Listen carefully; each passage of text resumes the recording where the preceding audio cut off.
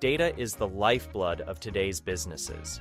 But imagine a day when your critical data suddenly becomes inaccessible, halting operations and impacting your bottom line. It's a daunting scenario, and according to the Federal Emergency Management Agency, an alarming 40 to 60% of businesses never reopen after experiencing catastrophic data loss. As Sebastian Abenanti, president of the Isidore Group, says, cloud disaster recovery isn't just an option, it's an industry imperative for safeguarding data. Think of it as an insurance policy for your business data. The solution to this issue is cloud disaster recovery, which uses cloud resources to protect applications and data from disruptions. By storing duplicate copies of data in the cloud, you can swiftly recover from cyber attacks, system breakdowns, or natural disasters. This system minimizes downtime, enabling you to resume operations quickly.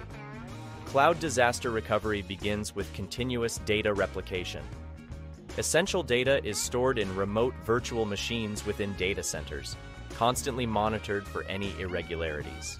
When a disaster strikes, the system quickly identifies the cause and activates a predefined disaster recovery plan.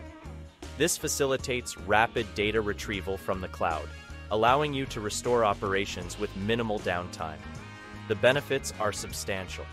Cloud disaster recovery ensures business continuity, offers cost savings by minimizing losses from downtime, enhances trust among stakeholders, provides scalability, global accessibility, reduces IT workload, and helps in maintaining regulatory compliance. To implement cloud disaster recovery, assess your needs, choose the right provider, design a disaster recovery strategy, test regularly, educate your team, and keep your strategy updated with regular reviews.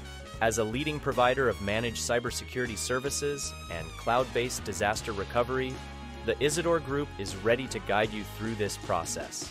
For more detailed insights, you can read the full article on our website.